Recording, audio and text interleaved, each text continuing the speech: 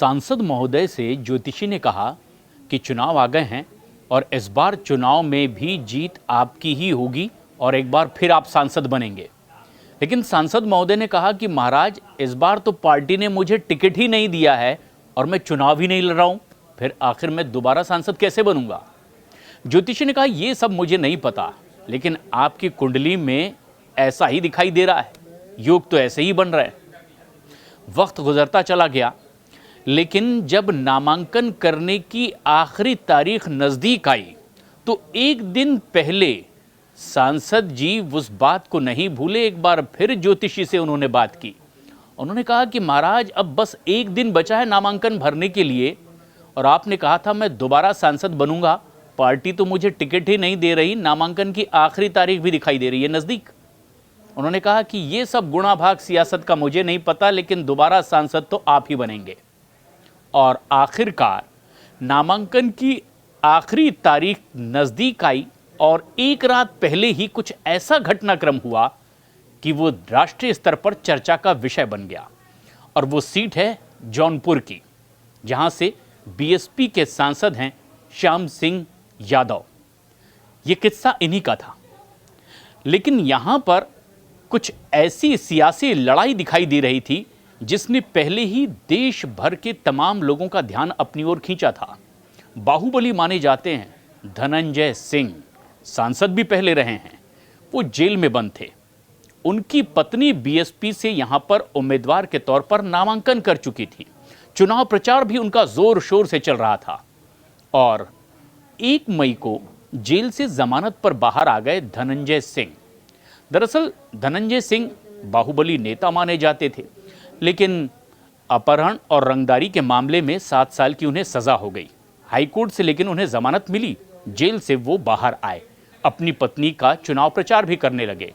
लेकिन जब 7 तारीख को नामांकन की आखिरी तारीख 6 थी और उसी के एक दिन पहले जो घटनाक्रम सामने आया, उसे लेकर के अब ये बात सामने आई कि आखिर ऐसा कैसे हो गया। क्या सियासत में ऐसा भी होता है? धनंजय सिंह की पत्नी को बीएसपी ने टिकट दिया था, चुनावी मैदान में श्रीकला थी, चुनाव प्रचार भी अपना कर रही थी, लेकिन बीएसपी की ओर से उनका टिकट काट दिया गया एक दिन पहले और नामांकन के आखिरी दिन उन्हीं सांसद महोदय को फिर एक बार नामांकन दाखिल करने का पार्टी हाईकमान ने आदेश दे दिया।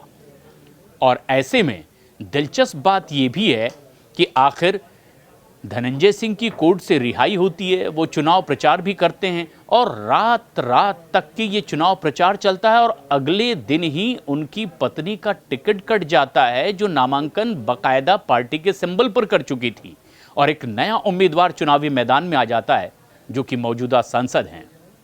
खास बात यह भी है कि ये वो बेहद दिलचस्प सीट है जहां से बीजेपी ने इस बार चुनावी मैदान में उतारा है कृपा शंकर सिंह को।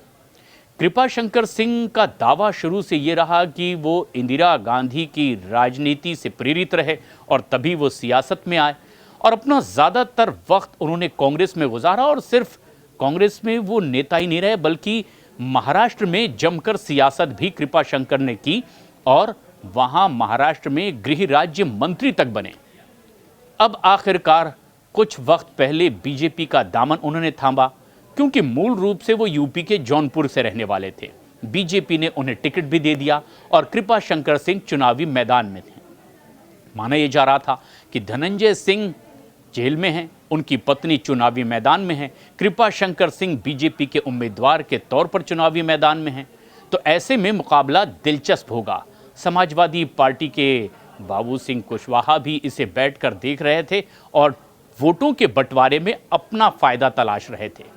लेकिन घटनाक्रम कुछ ऐसे आगे बढ़ा कि अब एक बार फिर से धनंजय सिंह की पत्नी का टिकट बीएसपी ने काट दिया है, मौजूदा सांसद को फिर एक बार चुनावी मैदान में उतारा है और माना जा रहा है कि अब ये एक बेहद दिलचस्प मुकाबला एक नए रूप में सामने आएगा।